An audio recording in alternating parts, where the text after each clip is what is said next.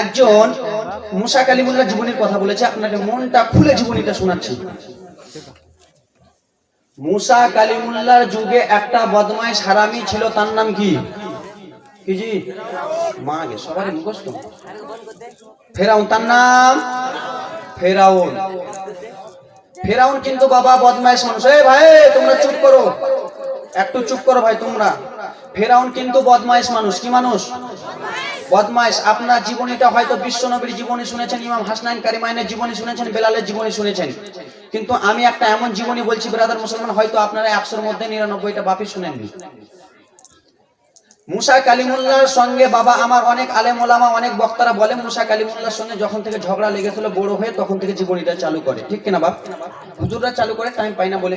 যা হোক, আমি জন্ম থেকে চালু করব, আপনারা শুনবেন। একবারে দুঃখের কাহিনী বাবা। মুসা কালিমুল্লাহ যখন দুনিয়াতে আসে নাই, এবং কি মায়ের পেটে আসেনি, মায়ের পেটে আসেনি, জীবনীটা মন দিয়ে। মায়ের পেটে মুসা কালিমুল্লাহ যখন আসেনি, হারামি ফেরাউন বদমাইশ একটা রাত্রে বেলা স্বপ্ন দেখলো। এই আব্বাই বসো না জি, হ্যাঁ তাড়াতাড়ি। রাত্রে বেলা হারামি ফেরাউন একটা স্বপ্ন দেখলো, একটা গাছ। কি? আপনাদের আমি শিক্ষক, আমার আপনি শিক্ষক, আমার সঙ্গে বলুন। একটা গাছ। কি? ফেরাউন স্বপ্ন দেখলো একটা গাছ বেহেশতের দিকে চলে যায়। সেই গাছের পিছন পিছন শত শত লোকেরা চলে যায়। ফেরাউন বাদশা মানুষ, সকালে ঘুম থেকে উঠে গেল, পুলিশ প্রশাসনকে ডাকলো, চাকরিওয়ালা লোকেরাকে ডাকলো, এ আমার পুলিশেরা, এ আমার চাকরেরা, তোমরা একটু শোনো তো। বললো বাদশা কি এমন হয়েছে বলুন। বললো শোনো শোনো, আমি রাত্রে বেলা এমন একটা স্বপ্ন দেখেছি, একটা গাছ, সেই গাছের পিছন পিছন বেহেশতে সবাই চলে যায়। আর স্বপ্নের মানেটা বলো। গুণীরা তখন বলল, এ ফেরাউন শুনে নাও শুনে নাও, এই স্বপ্নের তাদবিরটা আমি করে দিই।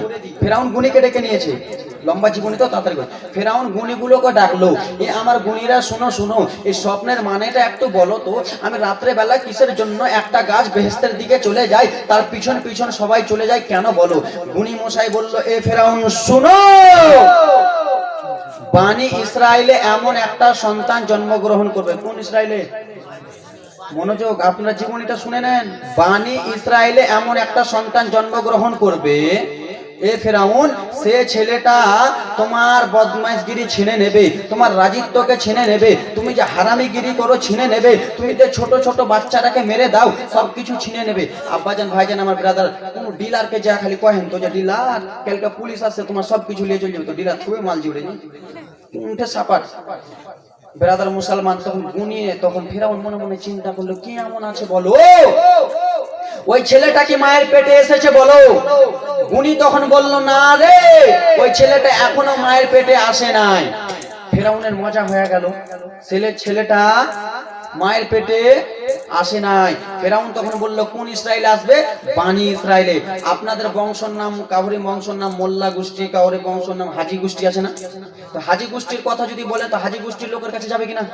তো ওরকম বানি ইসরায়েলের যেমনই কথা বলেছে বাবা, ফেরাউন নিজের পুলিশ প্রশাসনকে ডেকে বলল, ও আমার পুলিশেরা শুনে নে শুনে নে, বানি ইসরায়েলে সন্তানটা জন্মগ্রহণ করবে। এ গুনি বলে দাও ছেলেটা কখন জন্মগ্রহণ করবে। গুনি তখন দেখলেন রে বাবা, তাদবীরের মানেটা করলেন, বলে রাত যাবে দিন যাবে, রাত যাবে, তারপরের দিন রাতে বাপের উরুস থেকে মায়ের পেটে চলে যাবে। ফেরাউনের মাথাটা ছিতরে গেল, কি ব্যাপার, 3-4 দিনের মধ্যে ছেলেটা চলে আসবে বানি ইসরায়েলে, আর সেই ছেলেটা আমার রাজত্ব ছিনে নেবে। ফেরাউন বাদশা মানুষ, পুলিশ প্রশাসনকে ডেকে নিল, আমার পুলিশ প্রশাসনেরা তোমরা একটু চলে এসো। বলে বাদশা, ও আমার পুলিশ প্রশাসন শুনো শুনো রে, তোমরা একটু আমার কাছে চলে এসে। বলল বাদশা মশাই, কিসের জন্য আমাদেরকে ডাক দিয়েছেন বলেন বলেন। বলে, ওরে আমার পুলিশেরা রে, তোরা একটু আমার কাছে চলে আয়। বলল, হ্যাঁ হ্যাঁ আপনার কাছে এলাম। বলে, শোনো শোনো, বানি ইসরায়েলে এমন একটা ছেলে জন্মগ্রহণ করবে রে, সেই ছেলেটা আমার রাজিত্বকে ছিনে নেবে, সেই ছেলেটা আমার বদমাইশকে ছিনে নেবে। ওরে আমার পুলিশেরা, তোরা চলে চলে যা। বানি ইসরাইলের প্রত্যেক বাড়ি বাড়ি তোরা চলে যা রে। আর বানি ইসরাইলের প্রত্যেক বাড়ি বাড়ি যে দেখবি একটা স্বামী আর তার স্ত্রী যেন মিলামিশা না করতে পারে। কিছু কিছু লোক বললো, পুলিশেরা বললো না না আমরা যাব না। বললো শোনো শোনো রে, তোরা কি আমি ফেরাউন অর্ডার দিলাম আর তোরা যাবি না বলছিস? তোরা যদি না যাস তাহলে তোর বিবিকে বাবা করে দেবো রে। তোরা যদি না যাস তোর মেয়েকে বাবা খারাপ করে দেবো রে, তোর সন্তানকে বাবা খারাপ করে দেবো। আব্বা জান ও আমার সোনা মানিকেরা বলো, তোমরাই বলো তোমাদেরকে কেউ ভয় দেখালে যাবা না? অবশ্যই যাবা গো বাবা। সঙ্গে সঙ্গে লোকেরা মুসা নবীর জীবনী বলি রে বাবা, দিলটা ঠান্ডা হয়ে যাবে। এখন চালু করলাম শুধু বানি ইসরাইলের প্রত্যেক বাড়ি বাড়ি হারাবে ফিরাউনের লোকেরা চলে গেল। যে বলে ওরে বানি ইসরাইলের মহিলারা তোরা শুনে নে রে, শুনে তোরা যেন তোর নিজের স্বামীকে ডাকবি না আর তোরা নিজের স্বামীর কাছে যাবি না। তোরা যদি স্বামীর কাছে চলে যাস তাহলে স্বামীর উরুস থেকে তোমার পেটে বাচ্চা জন্মগ্রহণ করে নেবে আর সেই বাচ্চাটাই বানি ইসরাইলের মুসা পয়গম্বর হয়ে যাবে। কি আব্বাজান আমার সোনা মানিকেরা এবার শোনো রে বাবা, পুলিশ প্রশাসনে বানি ইসরাইলের বাড়িতে এক এক করে চলে গেল রে বাবা। যেমনই গিয়েছে পুলিশেরা বলে দিল ওরে বানি ইসরাইলের লোকেরা তোমরা ফেরাউনের দরবারে চলে যাও। বলে কেন কেন বলো? বলে আমাদের ফেরাউন বাদশা 4 দিনের জন্য তোমরাকে যেতে বলেছে, তোমরা চলে যাও গো। প্রত্যেক লোকেরা বানি ইসরাইলের লোকেরা সঙ্গে সঙ্গে ফেরাউনের দরবারে চলে গেল। এইদিকে মা জনম দুঃখিনী মহিলারা একাই রয়েছে রে বাবা, বাড়িতে মহিলারা একা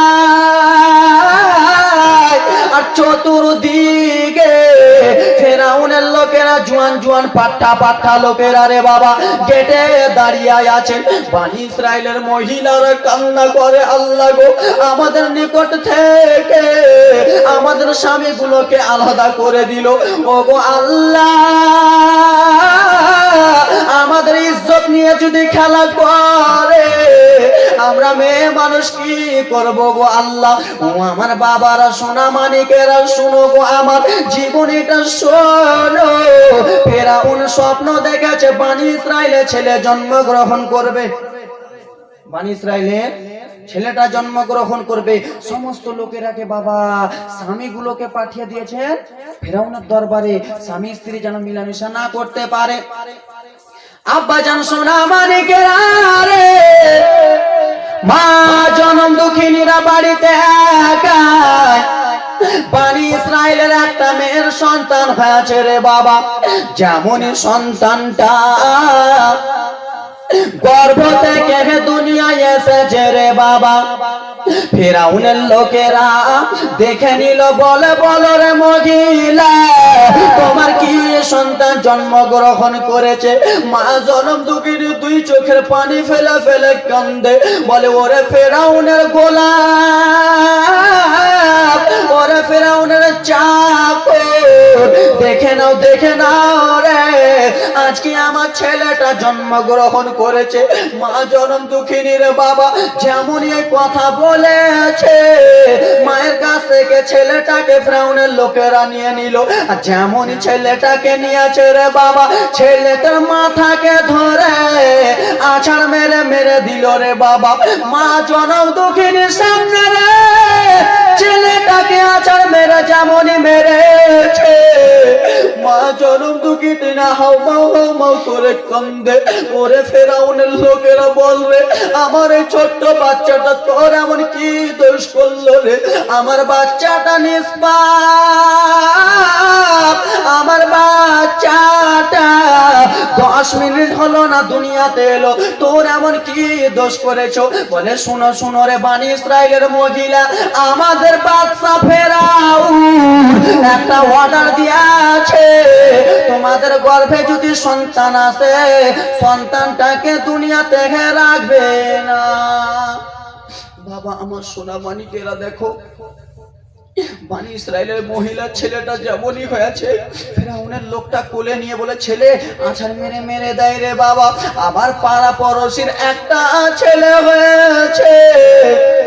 ফেরাউনের লোকেরা দেখে নিল যে, বলো বলো রে মহিলা, তোমার ছেলে না মেয়ে? বলো বলো। বলে আমার আজকে মেয়ে হয়েছে। বলে তোমার মেয়েটাকে রেখে দাও। আবার এক বাড়িতে গেছে রে বাবা, যে দেখে ছেলেটাকে মা জনম দুঃখিনী দুধ পান করাই রে, যেমনই দুধ পান করাই। ফেরাউনের লোকেরা দেখে নিল, মায়ের কাছ থেকে সঙ্গে সঙ্গে নিয়ে নিল। আইরে আয় আয় চলে আয়, যেমন এই কথা বলেছে বাবা আমার সোনা মানিকেরা রে, আমার কলিজার টুকরা বাবা রে, ছেলেটাকে আবার আছাড় মেরে মেরে দিল। কি করলো? আছাড় মেরে। দেখেন রে বেরাদার মুসলমান, আমার আপনার মুসা পয়গম্বরকে মা জনম দুঃখিনী চুলার আগুন, বেরাদার মুসলমান, চুলার আগুন ধাউ ধাউ করে জ্বলবে। মা জনম দুঃখিনী মুসা পয়গম্বরকে কেমন করে চুলোতে জ্বলন্তে ফেলবে? মা জীবনীটা একটু শুনে নাও গো মা আমার। এইদিকে মা জনম দুঃখিনীরা কান্দে, আল্লাহ গো, ও গো আল্লাহ, আমি আজকে 3 বছর পর আমি একটা সন্তান পেয়েছি। আল্লাহ আমার সন্তানটাকে মেরে দেয়। কত কত মায়েরা কান্দে, আল্লাহ গো আমি আজ 10 বছর বাদে একটা সন্তান পেয়েছি। ফেরাউনের লোকেরা মেরে দেয় বাবা গো। এইদিকে মুসা কালিমুল্লাহর মা খাতুন বিবি নিজের বাড়িতে রয়েছে, আর মুসা কালিমুল্লাহর বাবা ফেরাউনের দরবারে আছেন। কার দরবারে আছেন? সমস্ত লোকেরাকে নিয়ে চলে গেছে না? ফেরাউনের দরবারে আছে রে মুসলমান আমার। আল্লাহর কত দয়া রে, আল্লাহর কত মায়া।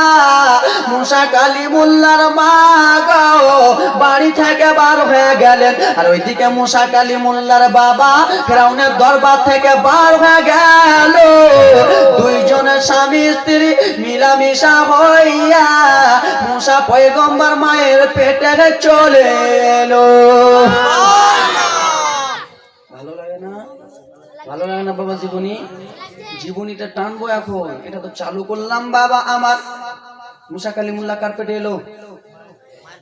মায়ের পেটে। জি জোরে বলুন না, কার পেটে? মায়ের পেটে যেমনই এসেছে রে বাবা আমার, ফেরাউনের লোকেরা বাড়ি বাড়ি ঘুরে বেড়ায়, কোন মহিলার সন্তান হয়।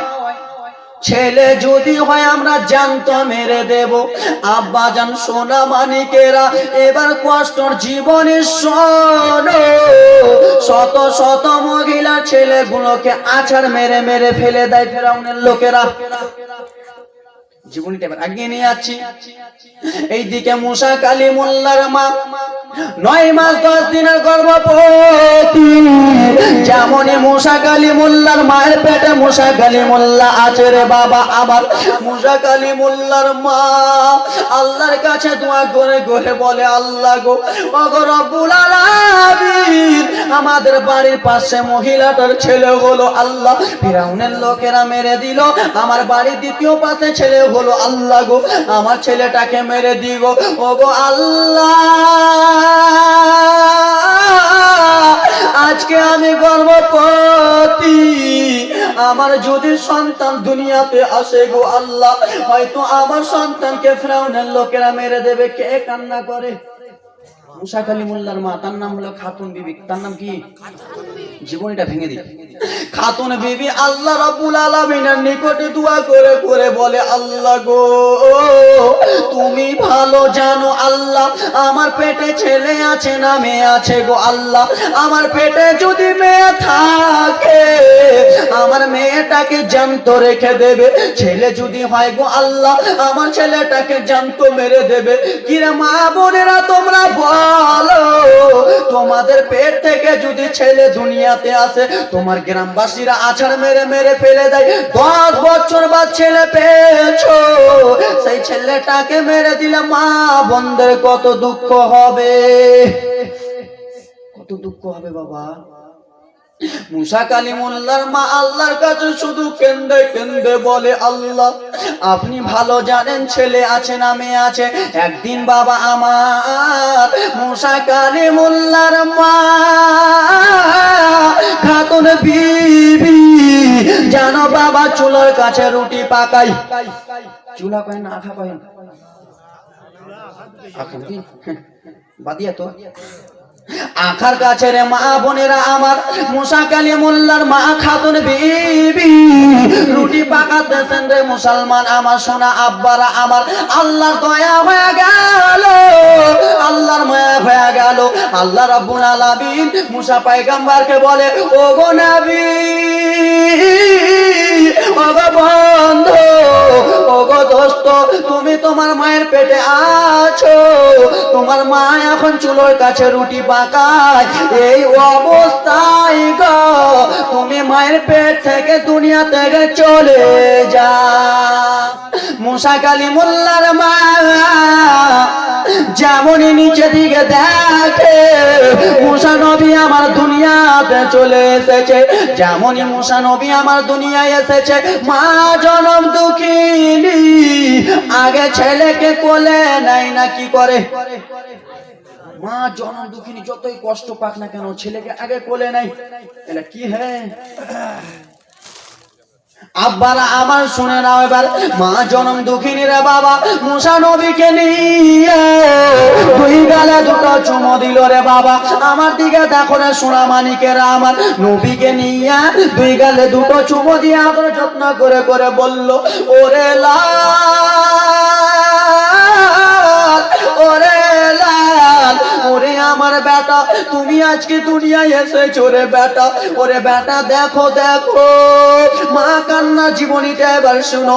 মা জনম দুঃখিনী নবীকে চুম্মো দিয়া কান্দে, বেটা দেখো দেখো রে বেটা তুমি ছেলে হয়ে জন্মগ্রহণ করেছো, এখন দেখো আমার গেটে পুলিশ প্রশাসন দাঁড়িয়ে আছে, হারামির লোকেরা দাঁড়িয়ে আছে, ফেরাউনের লোকেরা দাঁড়িয়ে আছে রে লাল, তোমাকে যদি দেখতে পাই রে তোমাকে এখন মেরে দেবে রে বেটা।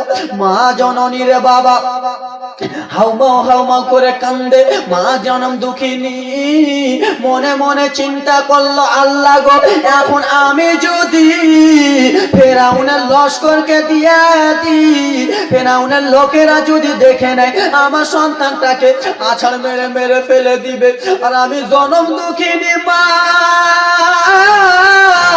সইতে পারবো না, আমার আগা দিদে আমার ছেলেকে আছাড় মেরে মেরে ফেলে দিবে, আমি সইতে পারবো না মা। তখন খাতুন বিবি কি করলো দেখো রে বাবা, মা জননী চুলোর কাছে রুটি পাকাই রে বাবা, চুলোর উপরে একটা হাঁড়ি আছে, হাঁড়িটাকে মা জননী সরিয়ে নিলেন গো। নবীকে আবার একটা রেশমের কাপড় দিয়া ভালো করে প্যাক করে নিল, প্যাক করার পরে রে বাবা মুসা নবীকে দেখে দেখে কান্দে বেটা, ওরে আবার সোনা মানিক দেখো রে বেটা তোমাকে এখন আমি চুলোতে ফেলবো না কি করবো রে বেটা, তোমাকে যদি চুলোতে ফেলে দি বেটা জনমকার মতো আমি মা জননী ভুলে যাব। মা জনম দুঃখিনী কত কান্না করে রে বাবা, আবার মা জনম দুঃখিনী দিলটা মানলো না, আমি সে হারামির হাতে দেব না, আমি বদমাইশের হাতে দেব না। মা জনম দুঃখিনী রে বাবা রেশমের কাপড় লেপটে রে হাঁড়িটাকে সরিয়ে মা চুলোতে নবীকে ফেলে দিল, চুলোতে ধাও ধাও করে আগুন জ্বলে রে বাবা। মা জনম দুঃখিনী মুসা নবীকে আমার চুলোর ভিতরে ফেলে দিয়েছে রে বাবা, আর চুলোর ভিতরে যেমনই ফেলেছে মা আবার হাঁড়িটা চাপিয়া দিল, যেন আমার ছেলে চুলোতে পড়বে সেন যেন না আসে।